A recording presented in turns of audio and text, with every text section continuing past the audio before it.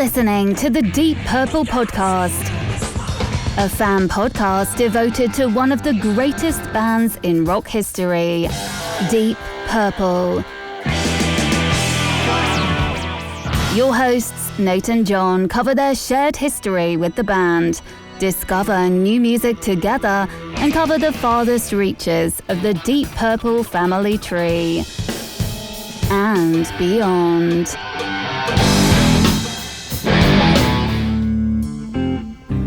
Here's Nate and John now. Welcome to the Deep Purple Podcast, a fan podcast devoted to one of the greatest bands in rock history, Deep Purple. Today's episode is episode number 351, Andrew Lloyd Webber Variations. And coming to you from the suburbs of Chicago, where everyone's sick, I'm your host, Nathan Beaudry. And coming to you from the suburbs of Providence, I'm your co-host, John Walken Matola. Walken, like Christopher Walken? Oh, like walking around. Oh, you've been walking a lot? Yeah, I think I mentioned that on a I think previous episode. I looked at when we had to record today. It's our rare morning recording, and I was able to get out and do about like a half hour before a nice brisk. It's very brisk out. So yes. I'll tell you though, even in this weather, even in the dead of winter when it's like cold, and it's not like freezing, but I mean, I had to bundle up, but it's like you still sweat when you're just like exerting yourself, which is a really weird feeling because it's rather like, unpleasant. I'm cold, but I'm also sweating, and this is I don't know how to deal with it. Yes, walking the dog in the winter, I'm just like, it's 4 degrees outside, but I'm sweating. This kind of stinks. Yeah. Well, Happy New Year, everybody. Welcome to our first show of the new year. Hey, look at us. And I don't have any resolutions because I'm already doing them while I'm walking. Interesting. You've been walking since 2025. Well, I've been walking a lot longer than that. It's just maybe a little bit more, but well, hopefully everybody's better by now. Who's sick? My son's sick. He's home from school. He is watching The Twilight Zone because he's been off for a few days because he's been sick. So he's one of the assignments is they have to do something on the Twilight Zone. So like my other son, who's in the same classes as him, was like showing me the videos of the William Shatner one where he's on the plane. Yeah. And the monster. He's like, look at this goofy monster. And she was making fun of the monsters, like how they walk and like the episode, like how cheesy they look now. Yeah. But I don't know. I think the William Shatner one with the monster on the wing of the plane is still scary. Well, yeah, we grew up with that shit. So yeah, I grew up with the one that remember the 80s version of the Twilight Zone? Yeah. I still remember watching the episode. Do you remember the episode where this woman finds this like device, and if she holds it, she says, "Shut up," it freezes time? Oh man, it's been a while. I can't remember. She finds it like digging in her backyard, and then what happens? Spoilers from 40-year-old episode of the Twilight Zone. This was during the height of the Cold War, and I was already a nervous child and terrified of nuclear Armageddon, and this episode was about like in the background of the episode is like people being like no nukes and like, oh, we gotta disarm, and this guy comes to her house and is like blabbing on, and she's like, yeah, you people and your nuclear bombs, who cares? And he like starts talking about it, so she like freezes time and she like drags him over to the lawn and just lies him on the ground and then starts time back up, and he's like starts talking and he's like, what the hell? But the end of the episode is the emergency broadcast alert goes off, and it's like, run, the Ruskies are nuking us, ma. And she stops time, and then she like goes out, and you see like people like in a shopping mall, like frozen, like running, and there's like a nuclear missile just hovered in the air about to strike. And so she realizes she could never start time back up or else everyone will die. And I was just like, watching that as a 10-year-old or whatever else gave me nightmares for I probably still think about it at least once a week. Yeah, the shit that we were subject to when we were kids, it's it's kind of wild that we were allowed to watch some of that stuff. Yeah. I mean, it wasn't, on the surface of it, if you watched it as an adult, it was like, it was an interesting think piece and you're like, oh, whatever. But as a 9-10-year-old or however the hell old I was when that aired, it was like, oh, terrifying scenario for this woman who's going to wander the earth by herself for the rest of time with the time frozen. It's like grim stuff. Well, I talked about, I feel like a while ago, I talked about that mini series in the 80s, V. Yes. Yep. Remember that? Yep. And it was like, I just remember and they remade that it's a while ago now, but yeah, they remade that. But I just remember the thought of like, it was real to me. I remember there was one kind of like, I don't know, it might have been a stinger at the end of the episode, like the end of, where like a woman was going like this and then her head turned and you saw like the cat eyes and everything. And then there was just that music. And then it was like the episode was over and I'm just like, oh, holy shit. And that one was one that scarred me along with the kid scratching at the window in Salem's Lot, 1979. But you know what I mean? It's like, because when you're younger, it's just like, oh shit, is this like aliens real? Or vampires real? You don't know. It's like those visuals just scare the ever living shit out of you. Now you look at them and you're like, the 80s. Yeah, the thing that's probably scarred me the most was an episode of Unsolved Mysteries where this like kid went missing, and they're like, Robert Stack is like, thanks to this technology, we've done an age progression. Here's what he'd look like now. And I probably didn't sleep for a year after that. Just the sight of what they looked like age progressed. Like it just looked, there was something about the age progression and he looked so unnatural. Age progressed 15 years or whatever it was that I was just like absolutely terrified. Yeah, bad stuff.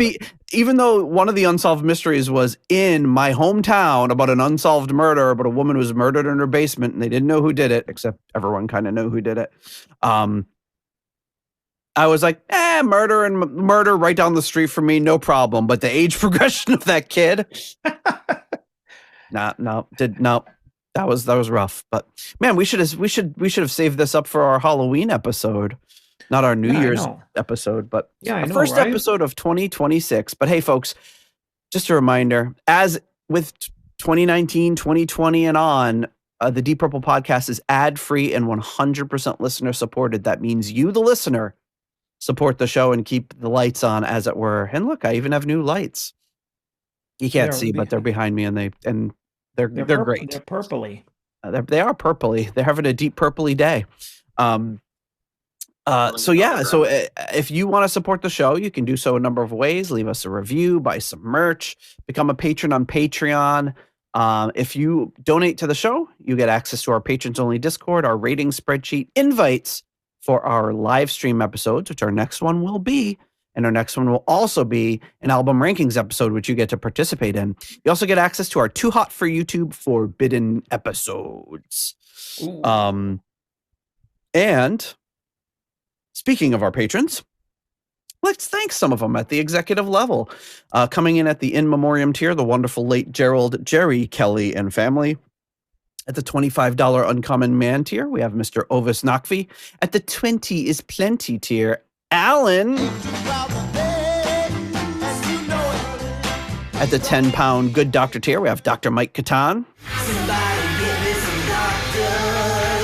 At the turn it up to $11 tier, Clay Wambacher, Frank Thielgard Mortensen, Mickelstein, Will Porter, PhD, PP, and Michael, don't call him Bradford Bagford.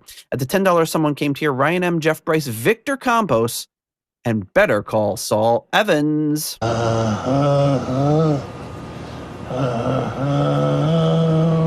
As well as my neighbor, Peter, from Illinois. And at the Deep Thoughts by John Matola tier, Mr. Fielding Fowler. And now, Deep Thoughts by John Matola. Crazy Flakes and Cornhole. Yeah, there we go. Thank you so much for your generous support of the Deep Purple podcast. But lest we forget our Hall of Famers, starting with Rich, Yangui, Shaylo, as well as Jorg Planer and Mr. Norman Weichelbaum. Thank you so much to all of you for your generous support of the Deep Purple podcast. Next week, our rankings show is Deep Purple's Burn. So get us, I guess you might technically still have time to, no, you won't. We'll have already, never mind. So Stormbringer coming soon, as I was saying. Nate didn't say anything. Stormbringer coming soon. Forget it. Yeah. All right, so here we are. This album's been in the queue for a really long time. It's an interesting one. Andrew Lloyd Webber Variations. Do you have any knowledge of this episode? Have you ever album? Have you ever heard it? Or I know nothing. You know nothing. No. Well, the Lloyd Webber brothers, Mr. Andrew Lloyd Webber and Julian Lloyd Webber. So I guess Lloyd Webber is the last name, unless they both have the same middle name. They grew up very close and obviously had like a background in music together. His brother played the cello and probably other instruments as well. So the two had bet on a Leyton Orient football match. Andrew lost the bet and his payment was having to write cello music for Julian. So the project ended up becoming what we're going to listen to. Andrew chose the theme of Paganini's 24th Caprice, which I'm sure Yngwie has played many times on the guitar. And he added 23 variations for cello and rock band. And that's, of course, where the Deep Purple connection comes in. The work was premiered in 1977 at the Sydmonton Festival and performed by the rock band Coliseum 2 with Julian on cello. And it was rearranged and recorded in 1978. That's what we're going to hear. So basically what we are hearing, with the addition of a few other people, is Andrew Lloyd Webber and Julian Webber rocking out and classicaling out with Coliseum 2. So on this the Coliseamatic Boogaloo, on bass we have John Moll from Coliseum 2, but we also have Herbie Flowers, who was a pretty famous bass player. He played with Elton John, Al Cooper, Paul McCartney. He played with Paul McCartney, Ringo Starr, and George Harrison, just not John Lennon, I guess. He played the bass line on Lou Reed's Walk on the Wild Side. Boom, boom, boom, boom, boom, boom. That's my impression of that. Pretty famous bass line. I would say that's probably, obviously, Lou Reed's most famous song, and for me, probably his most tolerable song. As being a not fan of Lou Reed. It's a diplomatic way of putting it. When I say not a fan, I don't mean I don't really listen to his music. I mean I'm actively against. I'm anti Lou Reed. Oh boy, be like, oh, he's a genius. Okay. David Bowie's Space Odyssey. He also played on. He also played on Jeff Wayne's musical version of War of the Worlds. Have you ever heard that? I don't think so. It's like a concept album about War on the Worlds, and it's like spoken bits, and he's like, the chances of something coming from Mars, you know. Well, I know what that is. I don't think I've heard that version. It's interesting. You wouldn't like it, I don't think. No. I know the Orson Welles one. Yes, this is like Orson Welles, but with a rock band. It's cool. It's an interesting, like Phil Lynott is on it. It's all these people are like on it playing characters, and there's like. It's like half musical, half radio play, half rock. Well, that's 3 halves. That's 150%. Too many halves, but it's a combination of like rock band, musical theater, and radio play. It's interesting. Okay, so on bass, John Moll from Coliseum 2. On cello, Mr. Julian Lloyd Webber. Composed and produced by Andrew Lloyd Webber. Drums, we got John Heisman and some guy named Phil Collins. You may have heard of him. Who? Okay. Kidding. On guitar, Gary Moore. On keyboards, of course, Don Airey and Rod Argent. And this is one of those things where they list out all the different keyboard instruments they play. Don Airey plays grand piano, synthesizer, ARP Odyssey, Mini Moog, Selena String Ensemble, electric piano, Fender Rhodes. And then Rod Argent plays grand piano, synthesizer, mini Moog, Roland RS-202, and Yamaha CS-80. Then we have another piano, David Caddick, who worked as a musical director with Andrew Lloyd Webber. Andrew Lloyd Webber does some synth work. On vibraphone, we have Bill Lesage, who is a vibraphonist who played with a bunch of different acts, including the Charlie Watts Orchestra and the Kenny Baker's Dozen, which is a great name. But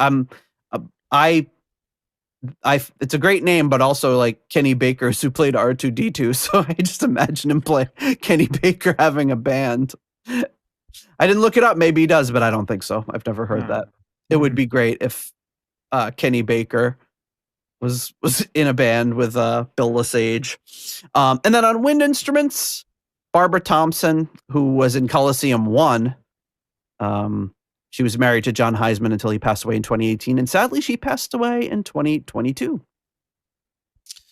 So yeah, that's kind of what we got on the technical end.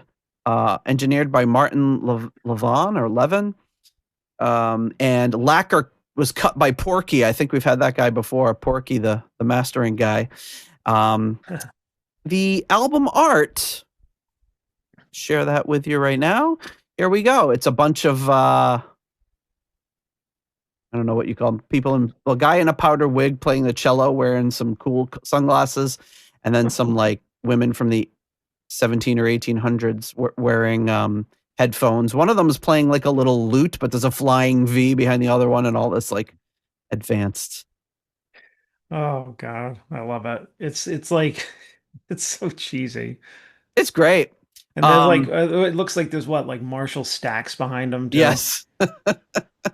So it's based on a painting, Frederick, Prince of Wales and His Sisters by Philip Mercier. Which I guess was, I wonder when the painting's from. Does it say?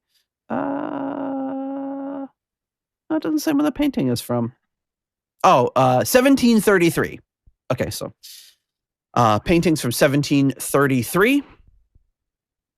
And it's just kind of a funny little like mixture of old and new. On the remaster, it says special thanks to John Heisman, Julian Lloyd Webber, David Land, and Biddy. I don't know who Biddy is. Says cover picture variation, and it says with apologies to London's Natural Portrait Gallery, I guess, for desecrating this this portrait. And then it says dedicated to the small vole. I have no idea what that means. Yeah, there's a lot of stuff we don't know what it means here. I always like that stuff when they just like do a bunch of like silly stuff in the album notes. It's obviously all insider jokes that you would never in a million years get. Right. It just shows they're having a little fun with it. The small vole. All right. And that's kind of the little lead up to the album.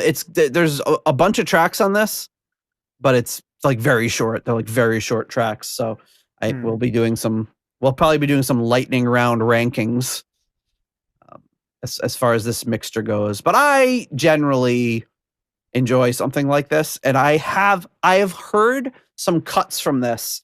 And I think I may have even talked about this on the show before, where like my mom had some sort of like Andrew Lloyd Webber greatest hits 2 CD set or something when I was a kid. And it had like, Starlight Express, Handsome Yes, and like something from Cats. And it had like, I Don't Know How to Love Him. And it was just like it had something from Phantom of the Opera. It was just like and there was something from Variations on there. Maybe when I hear it, it'll spark my memory. But so I've only heard like selections from this. I've never heard the whole thing. So I'm interested to give it a spin, as it were.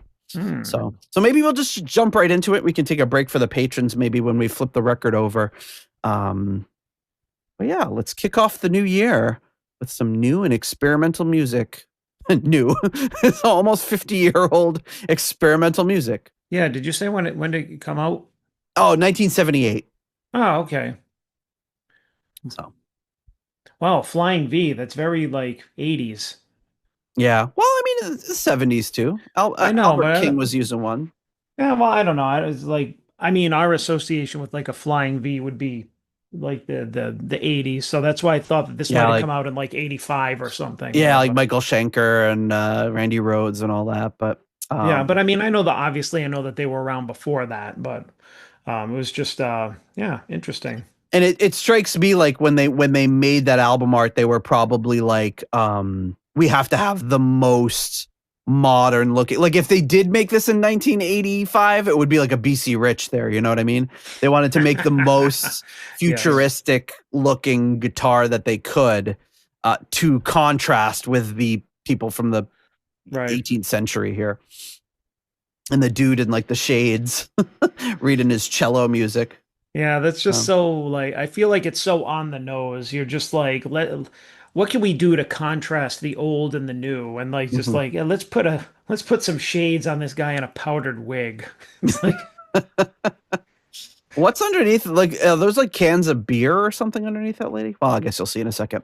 All right, so let's kick it off. Let's again, these are short tracks. This first one is very short, but it's just called simply Introduction. Ooh.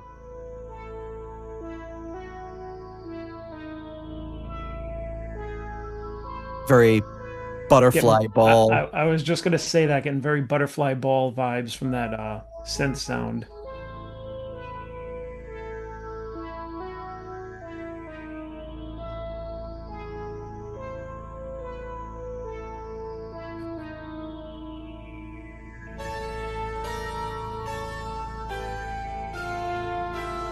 I wonder if Yngwie's ever listened to this, being the big Paganini fan that he is. I would guess possibly. You're probably like, they're not fucking doing it right.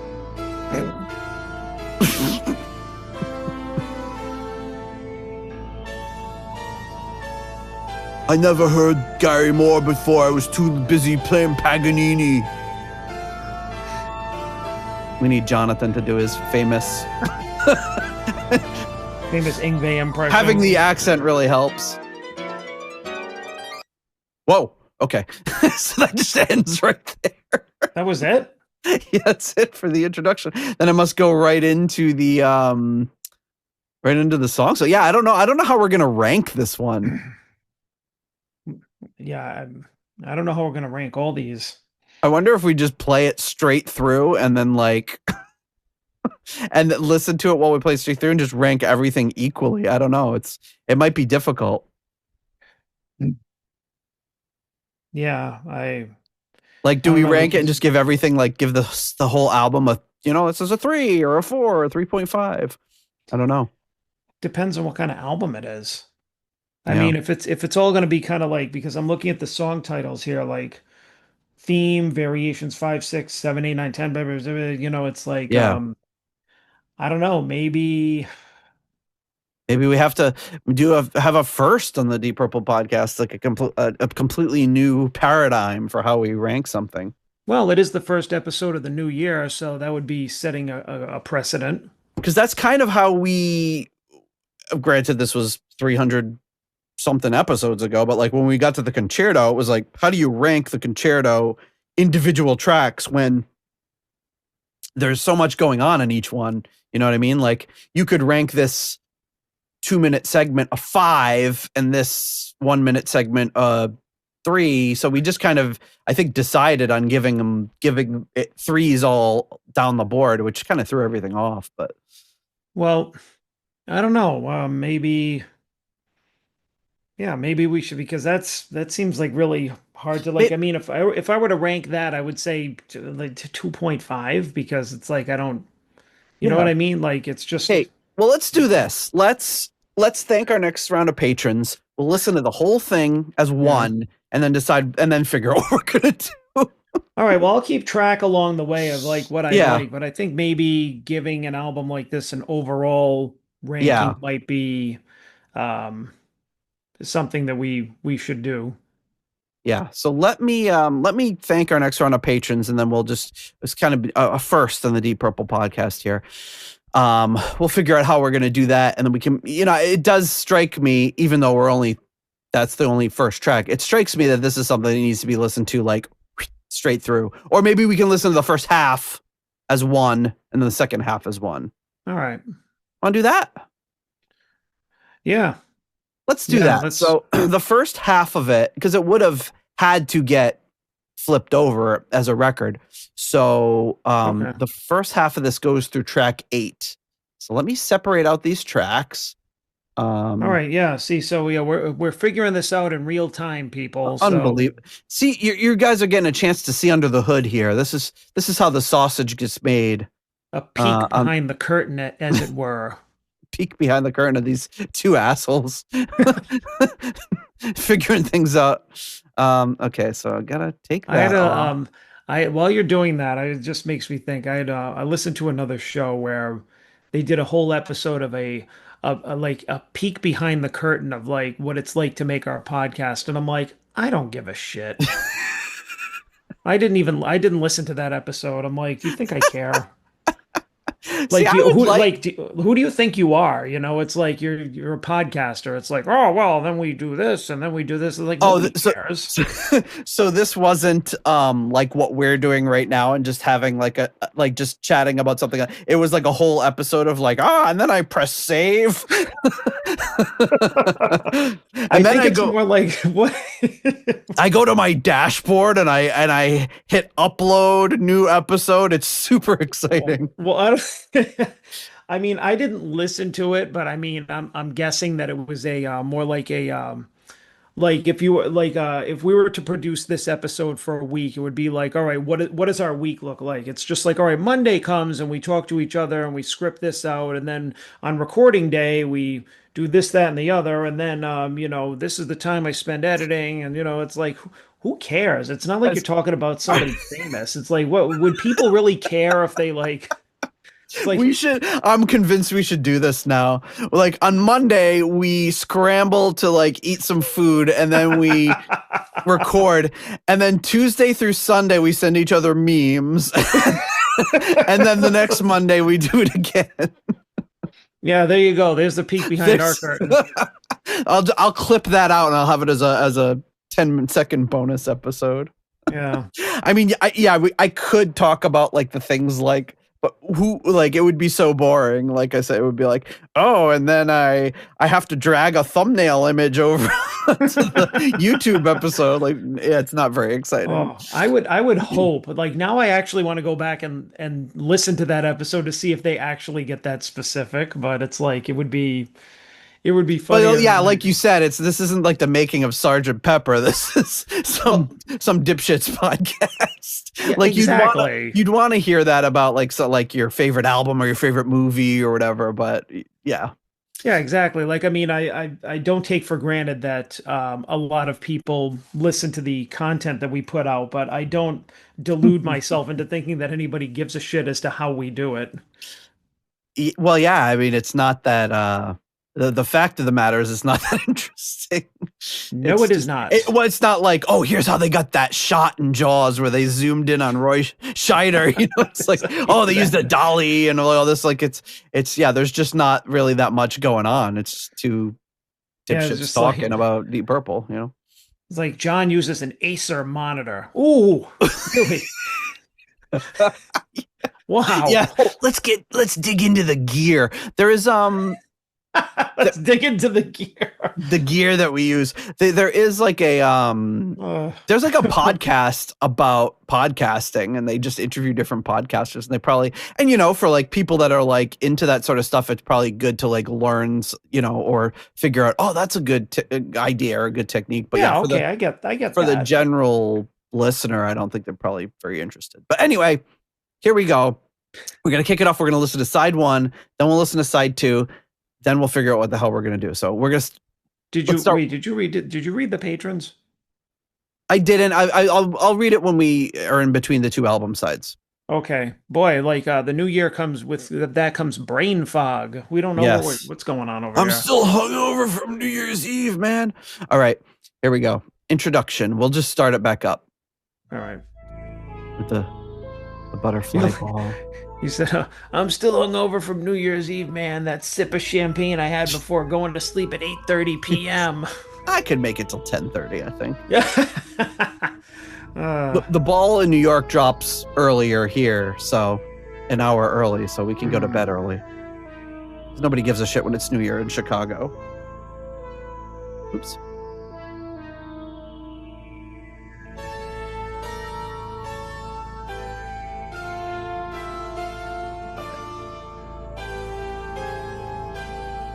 It's very unsettling. It kind of ties in with our Twilight Zone talk earlier, you know?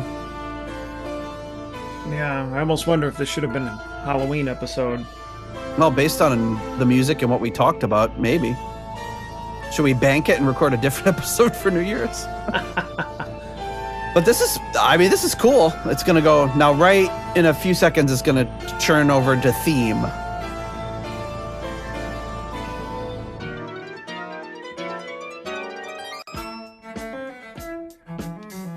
So right when the cello hits is when it. This is the one I think that was on that. This is definitely the one that was on that My Mom's CD. This is interesting. I wonder if anyone's ever used this like in a hip hop song, because it would be a great little loop.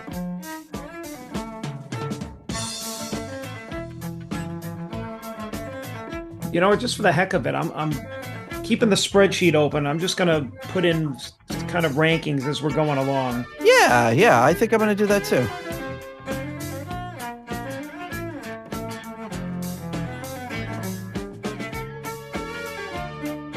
Whoa. Yeah, sorry, I had to. Nate, calm down. Ranking everything. This is like reminds me of like Fifth of Beethoven.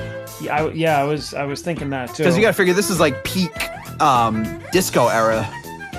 77, 78. But it's got a different kind of more organic vibe to it, less mainstream disco-y feel. You got that your favorite little disco thing. Yeah, the ascending bass line. Playing the octaves. Is Don Airy getting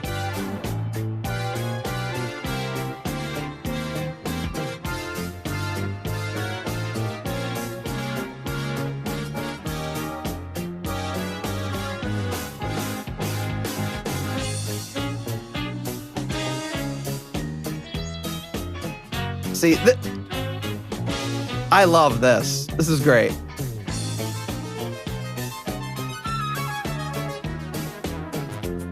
I mean, anything with synths like that, I'm going to be a fan of. Oh, this is Gary Moore. Somebody, Yahoo!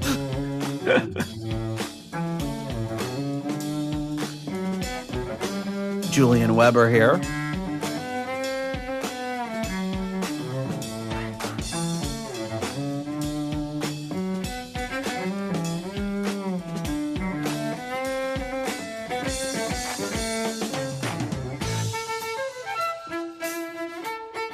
This is probably one of the longer songs on the album, and it's just barely 3 minutes.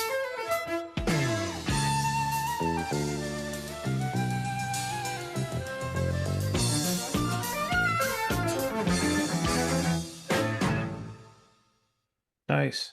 All right. Now we got variations 5 and 6.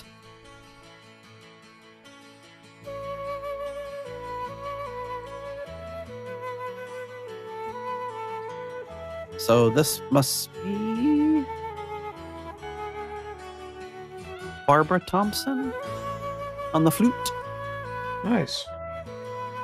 You know, I probably said it before, but just listening to that last track, like growing up and knowing what we knew about Don Airy, which was just like he played keyboards for Ozzy. Yeah. That was it. This is just the amount of work, the body of work that he has, and all the different things that he's done is just like amazing. Like even still now I hear it and I'm like, I can't believe he did a project like this. Like this is crazy. Like, no wonder he's so prolific, you know?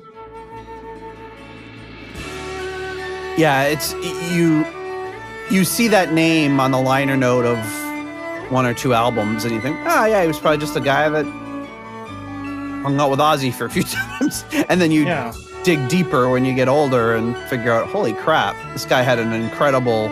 Even leading up to his time with Ozzy, had done so much, and then I think he's played on like over 500 albums or something. It's crazy.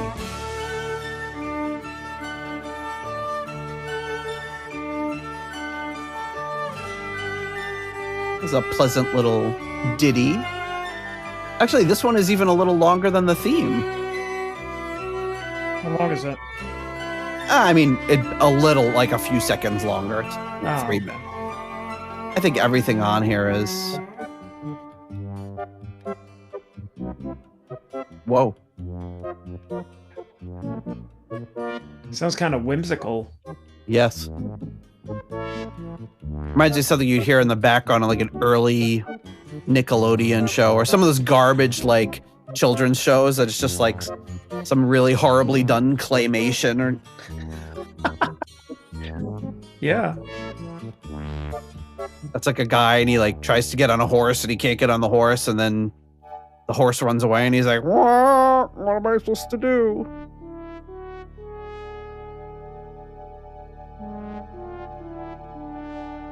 But yeah, I think that's why I have always loved the sound of these synths, is just nostalgia for, you know, when you're a kid.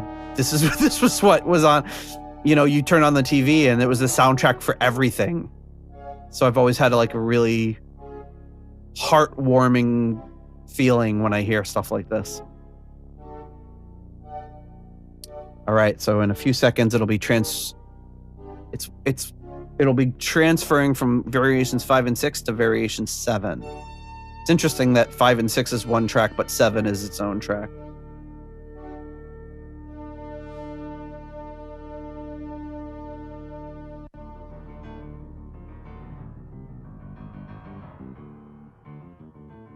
That's interesting, like the piano and the bass playing in unison like that. Oh, and now the guitar.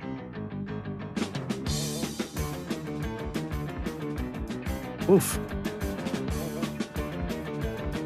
I feel like there's like a movie or a TV show where you see a burglar creeping through a house. Mm-hmm. Creeping quickly.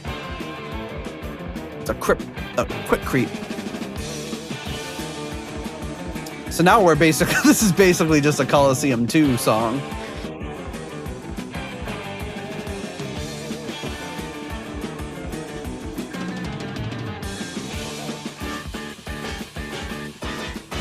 Oof. Getting some dissonant tones here. And I can't put a finger on the time signature.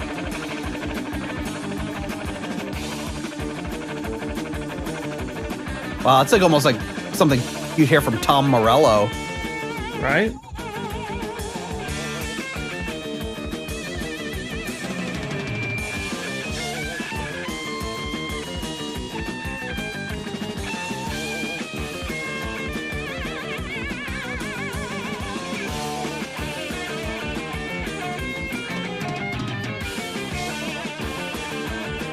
Doing like that classic like jazz fusion sort of like crazy tom fills on the drums. Yeah.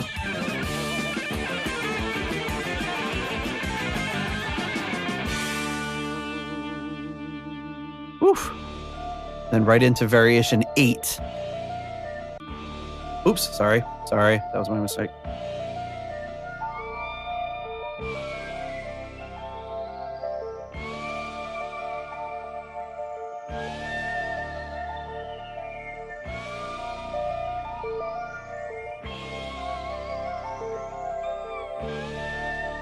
Well, it looks like you and I are rating these as we're going along, so maybe we stop the side. We can kind of go over what we're rating it so far.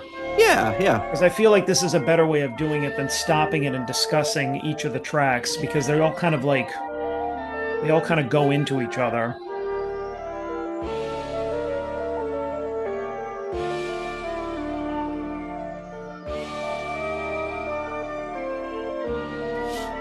there's like this familiarity with a lot of these. Obviously they're variations on a theme. We heard the theme, now we're hearing the variations, but the theme is very familiar because I'm sure we've heard it. Mm-hmm. It's Paganini. I'm sure we've heard it in some way. I'm not exactly Yngwie, but I've. Oh. I'm too old for this shit.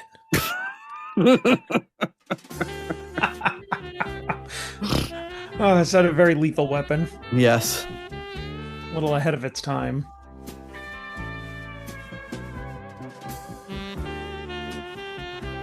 Oh, this is nice. Are we still on 8?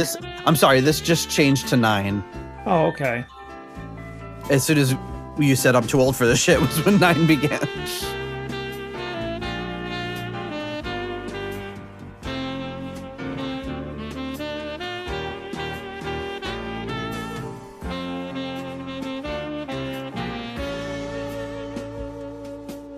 Yeah, let me know when the tracks change too, because some of them are more obvious than others. Yeah.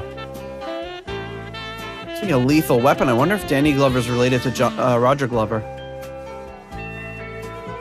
Oh, they look exactly alike. Come on. It's a family resemblance. Like twins. Arnold and DeVito. What was I don't know. Your Arnold impression is getting worse. Arnold and DeVito. Why did I say it like that, DeVito? All right, so this is the end of Variation 9 here.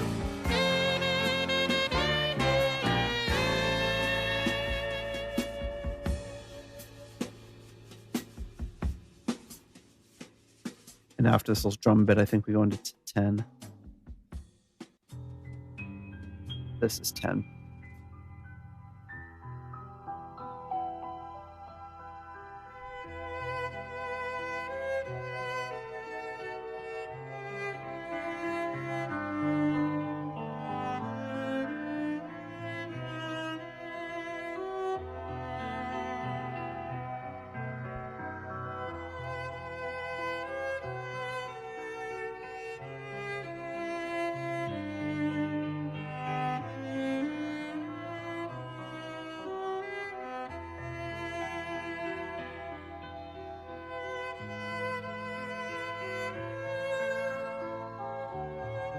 Thinking about it, I mean, this almost reminds me of something very similar to the concerto, because you have like that legit classical stuff in there, kind of woven in with the band stuff, the guitars and the drums and stuff. Done a little bit differently, but one thing that I like about it is it's not very explosive. Like the rock stuff doesn't sound like they didn't change the production or anything. Like it sounds almost very subdued. Yeah. Yeah, and it's more of the guitar and the drums kick in. It's kind of like it's a dry, like even sounded. It's not like the rock thing explodes and overpowers the kind of classical portions or instruments. If that makes any sense. Yeah, it's more of a mixture with this, more so than being rock, is more this really jazz fusion element that Coliseum 2 is bringing into it. Yeah. And you're getting very simple, like piano and flute or piano and cello, and not a whole orchestra. All right, so we're about to transition. This is Variation 10. About to transfer into Variations 11 through 15, including the tributes.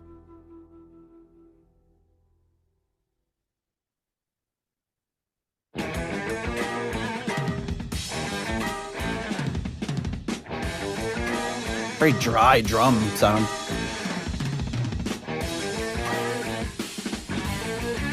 So this includes tributes to Hank Marvin and Prokofiev. Okay. Interesting.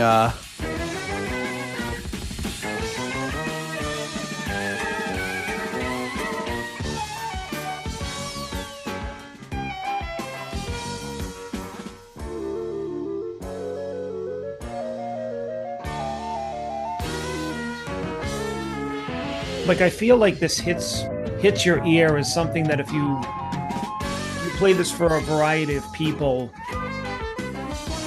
they would listen to it. You know what I mean? Like, it wouldn't scare away the classical music listeners, or like jazz music listeners, or people like us would like it, like the rock guys that are kind of open to kind of experimental stuff too.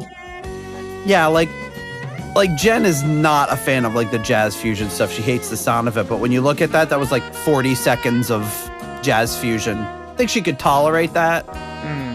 Like, she would like this part. She would like the classical elements. She wouldn't like the super discordant jazz fusion stuff.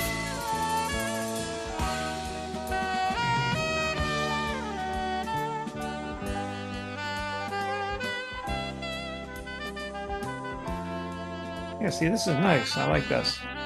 Yeah.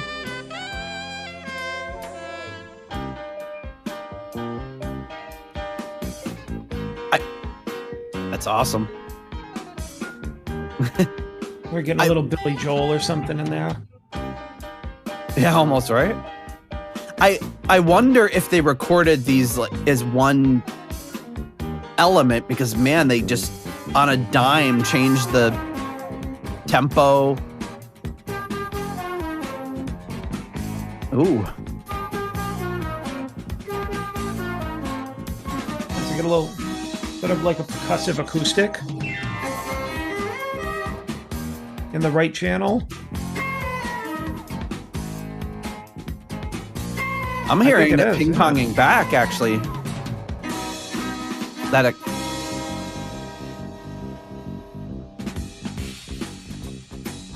This must be the Hank Marvin. Yep. And hear the shadows right there.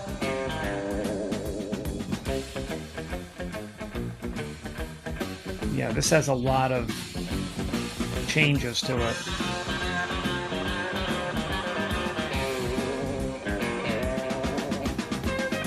It sounds like a soundtrack because it's like it's changing so much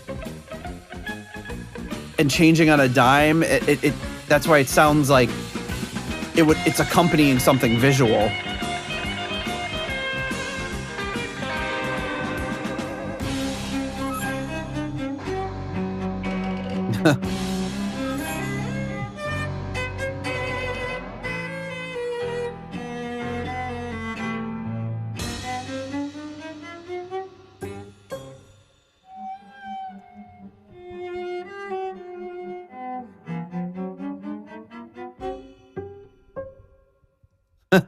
Little pizzicato ending. That's the end of that? That's the end of the side, yeah. Wow. That was good. That ended off really, really cool. Yeah, I really like that. Yeah. So let's take a break and thank some patrons, then we can kind of talk out that side and get on with the second side. So thanking our patrons, our next round of patrons, of course, is our core level patrons. Coming in at the $6.99, the Nice Price Plus tier, we have Spike the Rock Cat's Ghost and Sugar Tea. At the episode $6.66 tier, we have Steve Coldwell. Steve. Arthur Smith. Getting support from the patron Arthur Smith. And Charles Meadows. At the $6.65 Almost Evil tier, we have Kenny Wymore and Richie Sucksmith. At the 70 Norwegian kroner tier, we have Kai Runa, yes, I'm Norwegian Olsen. Pain in the glaving! Oops. Oh, boy. Sorry, Kai, you're not a pain in the glaving. At the $5.99, the Nice Price tier, we have Robert Smith and Adrian Hernandez. At the 60 kroner Scandinavian Nights tier, DJ Newt Morton Johansson.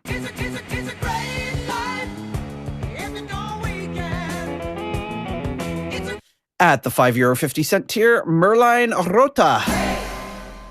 At the £4 Lucy 4 tier, we have Duncan Leask. I'm alone here with empty nest, eagles and snow.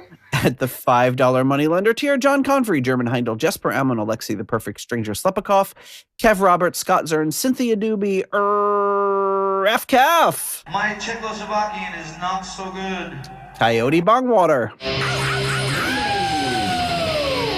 John Maselli.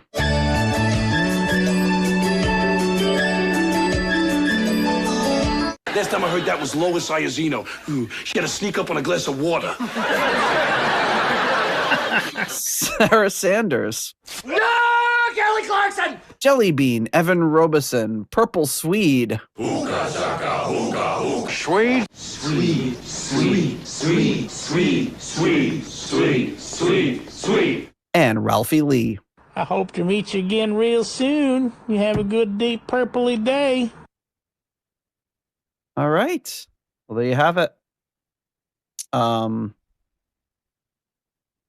What does he mean? You have to. I mean, I kind of guess. I can guess what she means by she had to sneak up on a glass of water. I don't know. I was trying to figure that one out. I mean, I think it means that she's ugly, but I don't understand why. I don't know either. I think it's just it's weird because it's like with Tony Danza, he throws like all of himself into like everything he says, and it doesn't matter if it makes sense. It's funny because she had to sleep on a glass of water. Okay, well, I looked it up, and apparently there's a phrase, "You're so ugly, you'd have to sneak up on a glass of water to get a drink." Okay. Ah, see, you were right. It was Meaning about ugliness. like the water's going to run away. I mean, yeah. So he kind of shortened it. It's like, yeah, she had to sneak up on a glass of water instead of the whole phrase. I'm just about to close up the library. I want to hear it's got Tony Danza. It's got the same energy there. But yeah, I think but back then you figured that more people were probably familiar with that phrase or that whatever you call it, insult or whatever. Yeah, it's not something that's a common parlance these days. Which a lot of times it'd just be like I think I had said to somebody at work, it's just like, all right, I'm going to give you the Reader's Digest version. And they're like, what is the Reader's? What does that mean? I use that expression. I use that expression at work. It doesn't, you can't use that expression with the people who were born after you started working there. Yeah. It's, that's, I have to kind of watch my references. Cause I remember this was a long time ago, but I was teaching a class at work about like financials, and I used the and this was a long time ago, and I used the reference. It's like how you balance a checkbook, and I got all these blank faces, and I was like, oh yeah, nobody knows how to, like, I learned how to balance a checkbook, but I haven't done it in a long time, so it's like the reference was completely lost. Yeah, and it would be even more so now to those of us that learned how to do it, and we're like, oh yeah, that was a thing. It's like balancing. Did you have like I remember my aunt would still balance her checkbook, like she'd still write it in the register and subtract the money. I'm like, why are you doing that? She's like, and they're like, oh, it's because it's like a force of habit. They couldn't break the habit. I'm like, you don't need to do that. Just log on to your online banking. You'll see exactly how much you have. Yeah, I mean, I think that's the form of what you do now. Is like you go to your online banking, you check your deposits and withdrawals, and you just make sure that line by line everything lines up. I mean, I don't add everything. I I eyeball it, and if I see anything that looks too over, too under, or there's like a transaction that I'm unfamiliar with, then I dig into it, but I'm not just like every line, like, write it down. And I try not to look. I'm not going to like what I see. For a while, I had an aunt who would still, I mean, this was years ago, like, your reference, would still like go places and like pull out her checkbook and write a check like at a retail place. And even then I was just like, Auntie, what are you doing? No place will take a check now. Like, thank God. Because you remember behind being behind somebody writing a check. It's the same as being behind that person that's like brings out the coin purse. How much is it? $10.53. Okay, I got a quarter. I got another quarter. It's like, who are you? I really feel like they felt they were helping the people by giving them exact change. It's like nobody cares. Just like give them $11 and let's move on.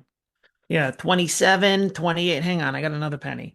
Or they do like, it'd be like $13.22, and they'd give you like over by like a weird amount. They give you like $21, and it's like, okay, now I gotta figure out what you want in change because you decided to be a weirdo.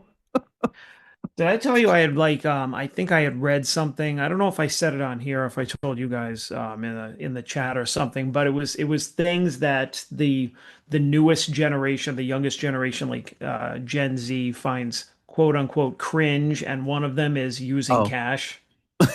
So cringe. Well, I mean, if you think about cringe, bro, he's using cash. We're pretty much a cashless society because I don't carry cash anywhere. Like even now when I go out, like when I go meet like any friends like Rich and the guys or whatever, it's just like well, except for Pete, we all Venmo each other because Pete's like, what's Venmo? He's still old school, but no, it's like anytime I go out with anybody, it's just always Venmo or this or that. Or I mean, sometimes I'll bring cash to things where it's like you never know, but it's like I increasingly use it less and less. So yeah, if I do have cash, I just have it on me forever because I always forget to use it. Like I'll happen upon some cash and then I'll just have $40 in my wallet for 6 months because I forget to use it for anything. Yeah. All right, folks. Anyway, back to variations not variations of things that just popped into our head and we're talking about it for no reason. All right, yeah. So running through the first half of the album, appears I'm liking it a little more than you, but we're both seem to be enjoying it. Well, yeah. So far, I think that it's pretty. I think it's pretty good because it's I think like listening to something like in this format, I think it's good that we're listening to it through almost like we do with the live shows, is because it's different than listening to like tracks of traditionally composed songs like intro, verse, chorus, solo, bridge, whatever. And so, and the fact that they're not super long too is holding my attention as well. Yeah. So I think that makes it for a more pleasurable listen. But I think it's kind of unique. And like I said, it reminds me of the concerto, but maybe like something like that, the next logical step, which is this. They're just kind of fusing different genres of music together, and it's not as ambitious as like the concerto. That was groundbreaking. Yeah. But yeah, I like it overall. I was given like well, I could talk about some of my ratings after you give your impressions. Yeah, kind of the same. I mean, I'm looking at the total runtime for the album is 34 and a half minutes. So oh wow, that's short. 15 tracks, very short album. And kind of like what you said, even if there's like a part where like, this isn't like my the number one thing, they're already on to the next part. And I think that's what I'm enjoying about it is it doesn't give you really a chance to get bored or anything with the music. And I really like those bits where it's really synth heavy and there's been some really like kind of funky grooving, almost disco parts that were really cool. So it's an interesting, it's one of those things. It's like a little experiment that were just threw together, just a little project. It was never meant to be anything more than that. And it's actually funny because it's the result of the Lloyd Webber brothers having a bet and Andrew Lloyd Webber losing. Well, so I like the. Oh, I'm sorry. I like the fact that it's not too classical heavy. Yeah. Like you get those classical elements, and you're like, okay, good. But then before it gets too heavy with that, you get a little kind of funky, a little disco-y, You get a little fusion. You get a kind of some of that dissonant fusion, like that experimental stuff, but it doesn't linger on anything like too long where you're just like, oh, the cello, or just like, oh, like, oh, this damn cello. Enough already.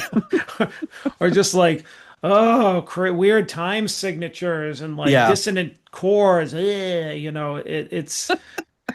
It's like just enough of everything. I think that's the best way that I can describe. Yeah, and they're having fun with it. You can tell it's not too stuffy, or they're just like, oh, we must honor the legacy of Paganini and be like 100% true to his original vision. It's like, no, it's something Paganini wrote. We're going to write some variations on it. And if you don't like it, go mash some potatoes. Yeah. Sorry to steal your catchphrase. Take it away, Lucy. Yeah, right. Shoot. I'm the one who brought it up. I should have been ready for that, right? But, where is the match? Oh, here it is. Mashed potato, mashed potato, mashed potato, mashed potato, mashed potato, mashed potato, mashed potato. Pass the mashed potato and stop. This one's for you, John. I played that for Jen the other night when we were making mashed potatoes, and I was singing it, so I had to explain the genesis of that clip. She's just like my crazy husband is making up songs about mashed potatoes. Okay. I mean, it wouldn't be super out of the ordinary. Yeah. Okay, so let's get on to the second half of this album. Starts with Variation 16.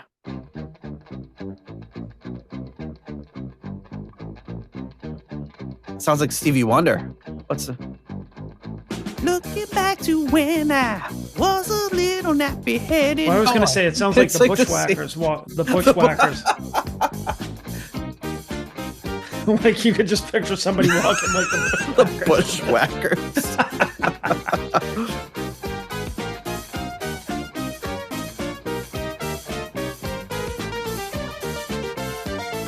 This is cool. I like this. This is awesome.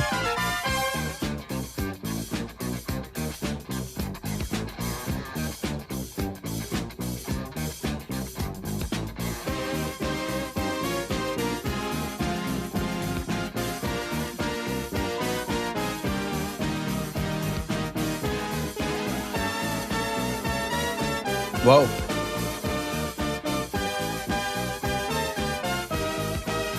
A lot going on here.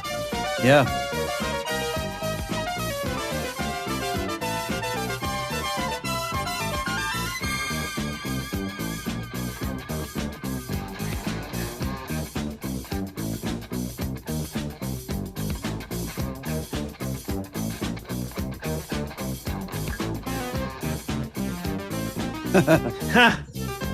I like that. I like this. It's kind of fun, you know? Yeah. It's kind of cheeky.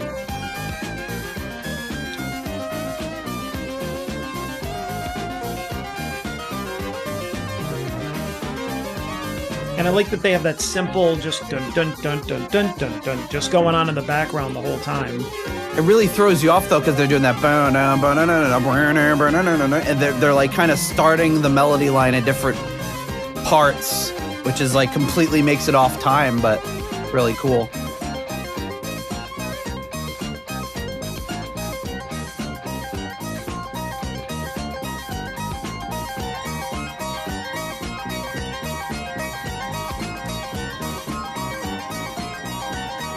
Ooh. A little unnerving now.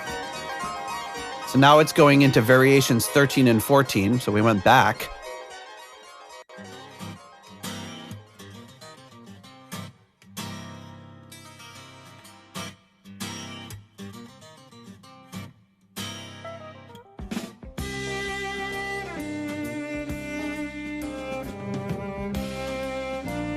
Guitar part felt a little bluesy. Yeah.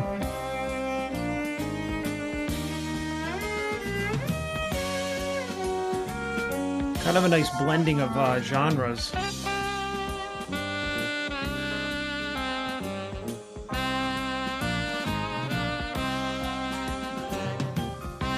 Hear that? There's like that little bit of it really goes together really well because I'm hearing like those little bluesy elements, but it kind of goes together well with the kind of the classical and jazzy, and it's like really well done. I'm getting these like moments where I'm like, wow, like this would make a great Christmas album. Like if they stuck around after this and just did some Christmas themes like this, like variations on Christmas, it would be awesome. You know, I was just thinking that probably about that part. It gave me that kind of Christmas vibe, yeah. Which I know we're a little late, but yeah, we're late for Christmas. What else is new?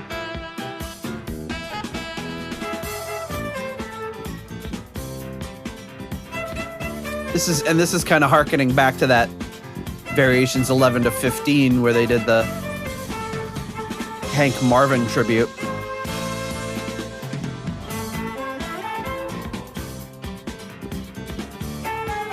Love the bass playing. This reminds me of that 10 Years After song.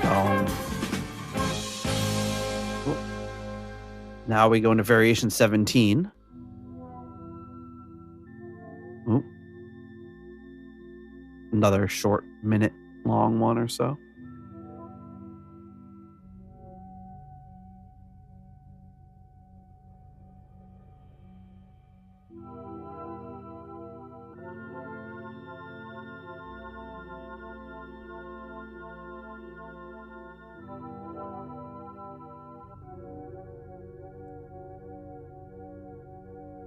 So this one, okay, oh no, this is 17, so I have some notes here. So that previous one was used in the musical version of School of Rock, which Andrew Lloyd Webber wrote. In the scene where Dewey Finn and Ned Schneebly play Guitar Hero, they're playing that. The notes in the chorus are the song Stick It to the Man. This next one is Variation 18, starting now. And this is Rachmaninoff's Variation 18, an instrumental version of the title song from the first Rice and Weber musical, The Likes of Us, which they wrote in 1965, so they kind of repurposed it.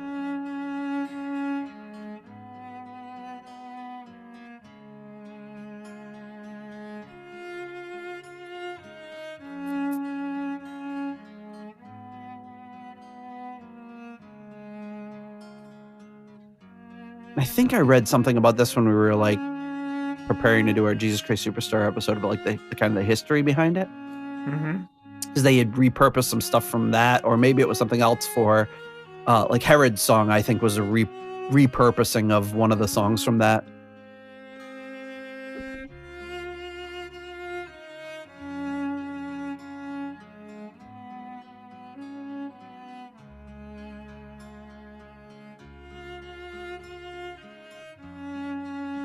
Wow, this is really nice.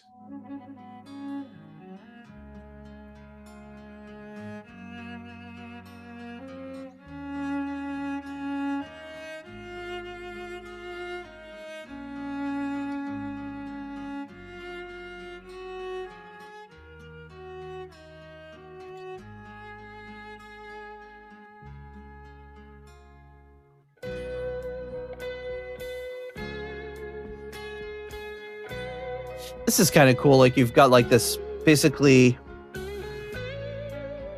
almost a minute and a half version of this violin. And then the band comes in, does like a full band version of the same kind of idea.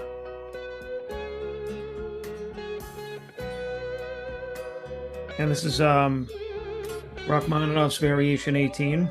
Yep.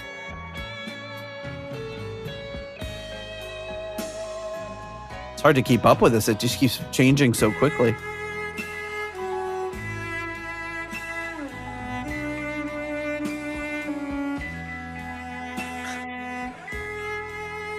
Kind of reminds me of like we were talking about a Christmas episode, and it kind of reminds me of this thing from The Simpsons where like Barney's in the snow globe and he's like, "Buy me a beer." Like Rich and Steve will know what I'm talking about. think I remember that one.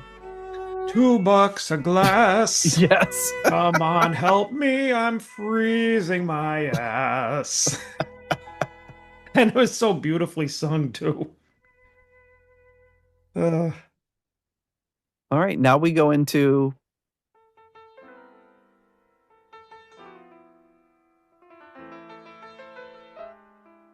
variations 19, 20, and 5 varied. And this was used as the UK children's program The Book Tower, hosted by Doctor Who actor Tom Baker, as its theme.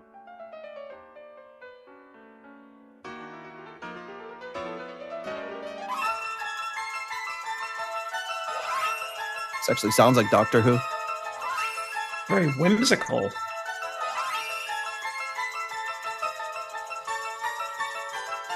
Speaking of things that were scary when you're a child, Doctor Who.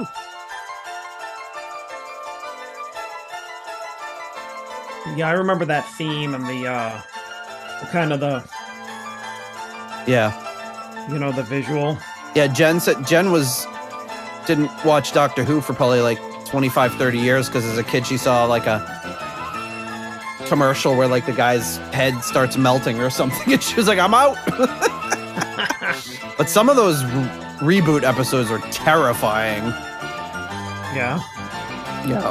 Like there's one like this with these statues of these angels and they only move when you like close your eyes or when the lights are out.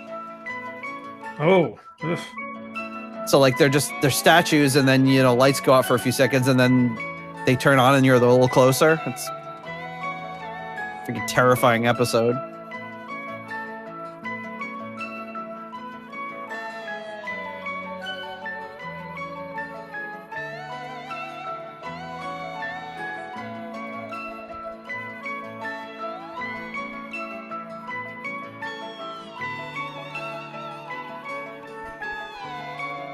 It's another great one.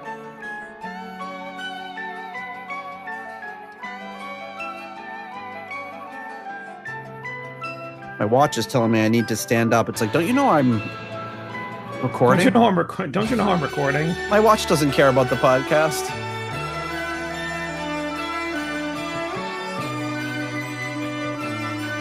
Wow, that sounded like John Williams for a second. I wonder if he took some of that from Paganini.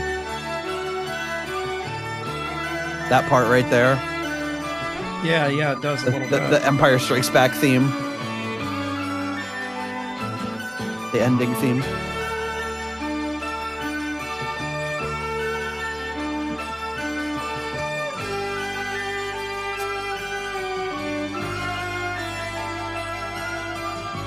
All right, so now it's just about to switch over into variations 21 and 22.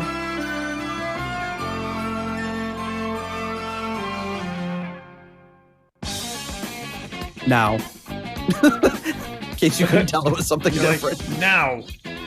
Oh, listen to that groove.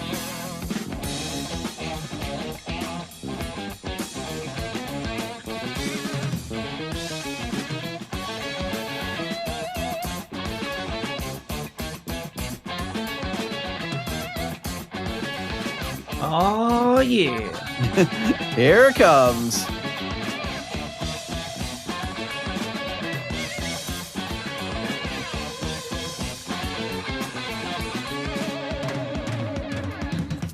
This is giving me the stank face.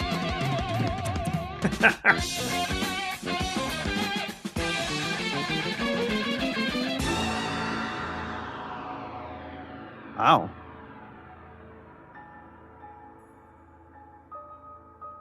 Ooh, that's like a chilling ending. Like, ring around the yes. This is like a totally a trailer for a horror movie.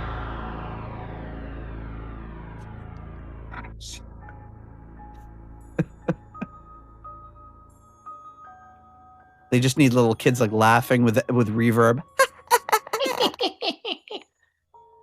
Freddy's home. You know they come out at night. I know all your secrets.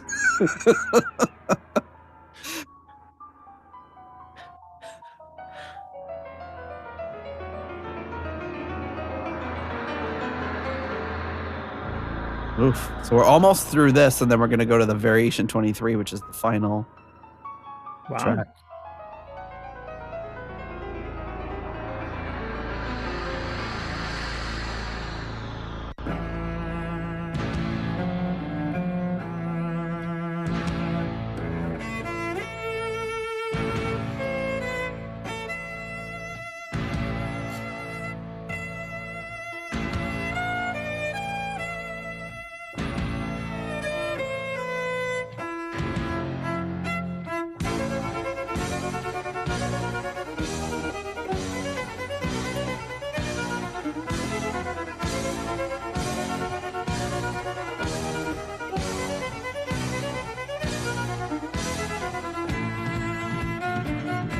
Ooh, now it's like a little galloping Western sort of feel to it.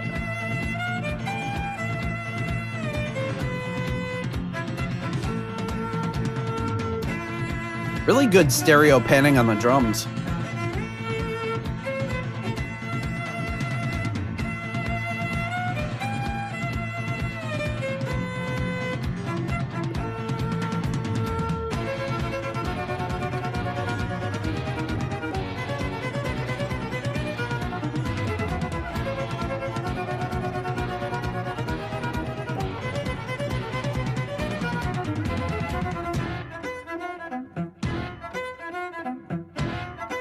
Nice. It's shredding on the old cello.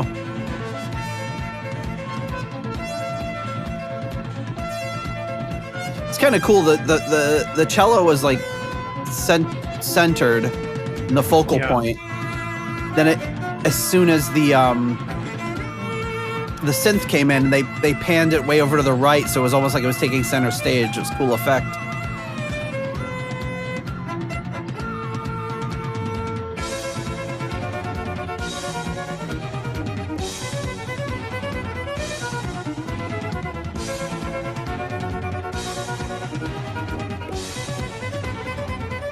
Feels like it's speeding up.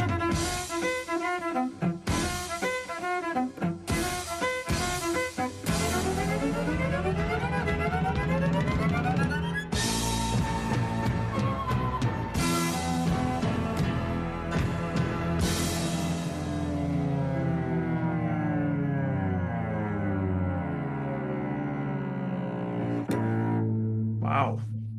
That's cool. That was crazy. It was almost like a metal song, like where it stopped, like that would be like the lead guitar, like it was structured in the way of like a instrumental metal piece. Wait, was that the last one? That was the last one. Yep. Oh, I didn't realize we went into that. Oh yeah, the second to last one was the one where it was like the instrumental. Got it. That really, the one that was giving me the stank face, and then it went into the like scary children horror movie segment. Oh, okay. And then it changed to this. So got it. So yeah, while John tabulates up and fumbles with the spreadsheet, I will thank our final round of patrons. That is, of course, our foundation level patrons. Coming in at the £3.50 tier, we have Lord Longford. At the £3 aromatic feed tier, we have Simon Ford. At the €3.50 tier, Weston Supermare Pilgrim. At the 293 pence tier, we have Blackmore Tights. At the €2.50 tier, we have the Too Many Tears tier. We have Soldier of Fortune. At the $3.33 Halfway to Evil tier, Stephen Sharp. At the $3 Nobody's Perfect tier, we have Peter Gardeau. Ian DeRosier, who would like this album, I think. Mark Roback. Stuart McCord. Ivan Fjellbu.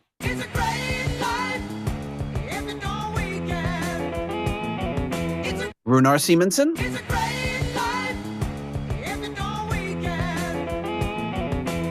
Ruinous Inadequacies, Corey Morissette.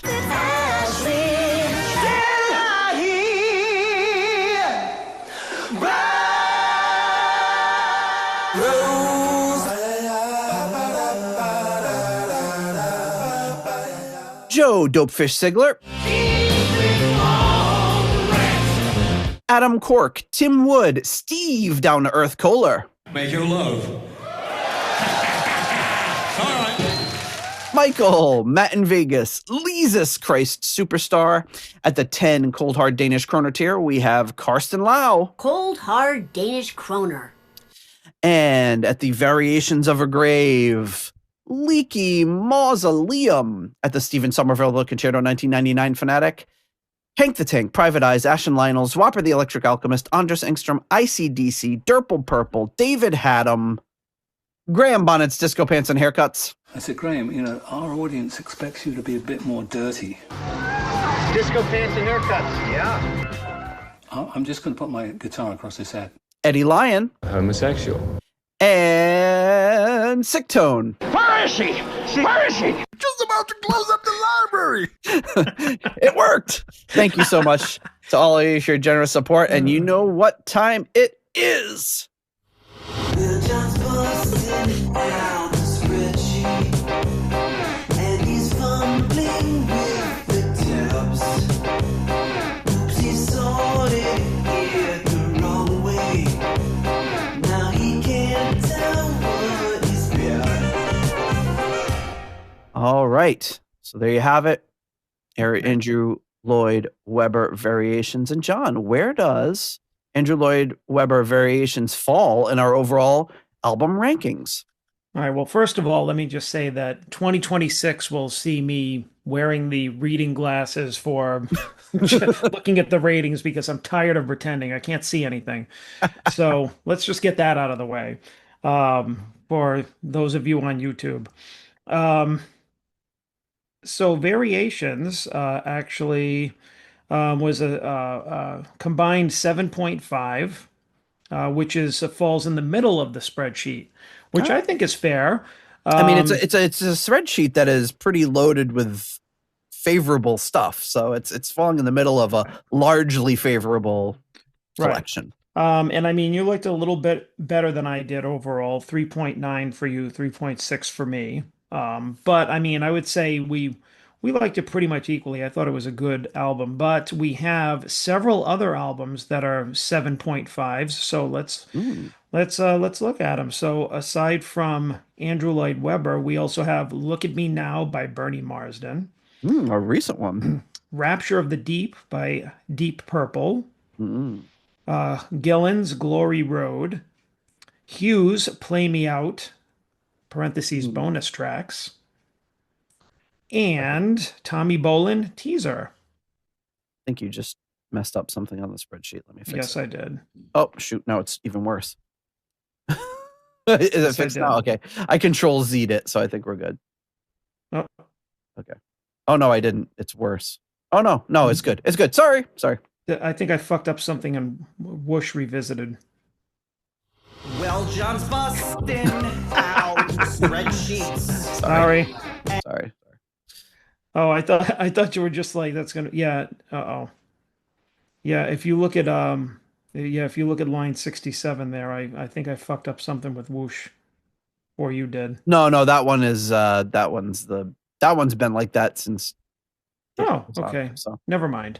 But yes, I think a pretty fair assessment. I think that the way that we decided to go about ranking this album, rather than telling everybody our individual rankings, is just do a big ranking at the end. I would say that's fair.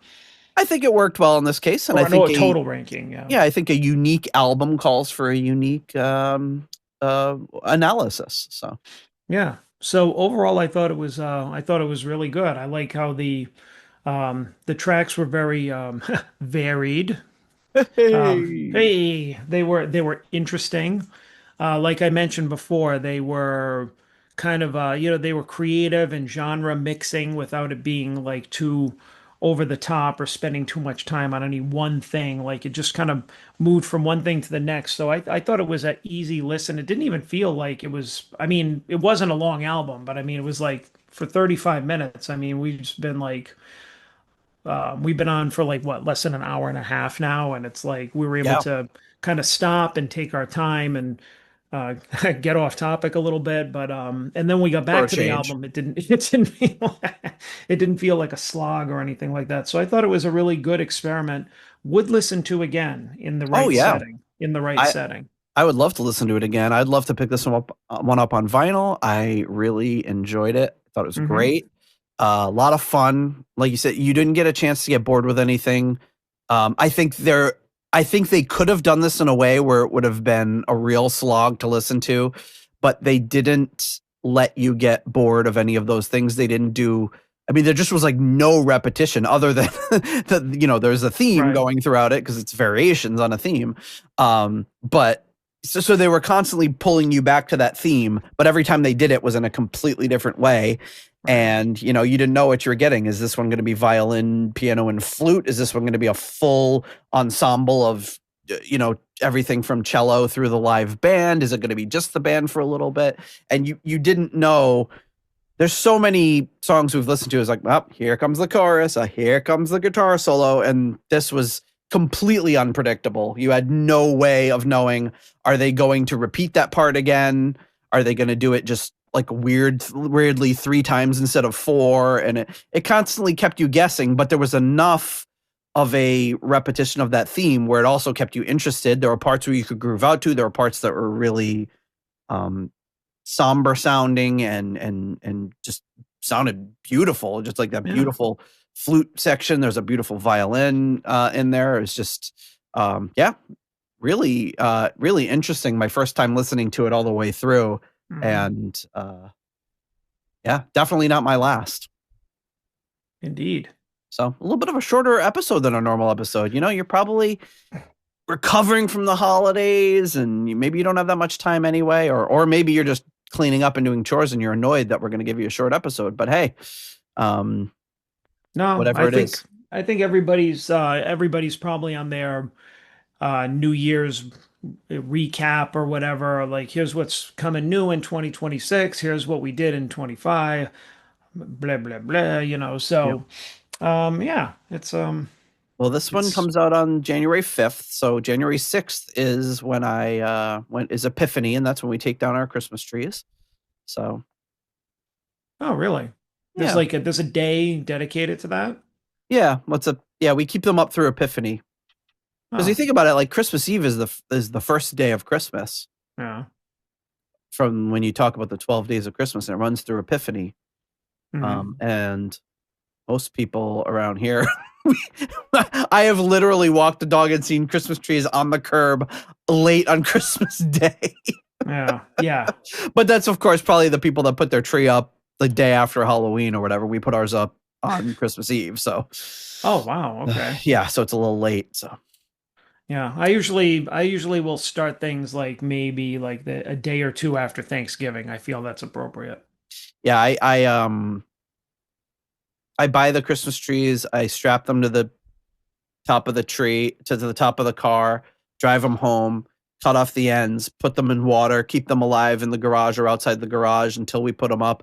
I drag them into the house. I put them up. I attach everything. I lug all the ornaments upstairs. And then Jen every year gives me a hard time that I'm not putting enough. I'm putting all the ornaments on the tree and you're just sitting there. And then after Christmas, I take all the ornaments off. I take all the stuff off, all the lights, sweep up everything, drag them out, cut them up for the people to take, sweep up all the needles, and I'm slacking every year. But you don't do anything to help. I know. She puts up 75% of the ornaments, and I only put up 25%. But yeah, taking down the tree, not as much fun as putting it up. That's why we do fake tree. Yeah. We do fake tree in this house. No cleanup. Tinsel. You know what the cleanup distracting. is? Unplug that shit and throw it back in the closet. There we go. The end. Exactly. See you next year. And we'll see you next week where we're covering, who knows? Actually, we do know. I think I told you already. It's The Burn. We spoilers already in the new year. The Burn, the Burn album rankings next week. So we will see you then. Thanks, everybody. Happy New Year. If you like the Deep Purple podcast and would like to support the show, please consider joining our Patreon or donating on PayPal. Patrons get full access to the podcast, Discord server, ratings, spreadsheets, and live stream invites. You can also leave us a 5-star review on Apple Podcasts to help new people discover the show. You can follow the show on Blue Sky, Facebook, Instagram, or Threads. You can also check out the website at deeppurplepodcast.com for show notes and more. Contact us via email at John or Nate at deeppurplepodcast.com. Thanks for listening.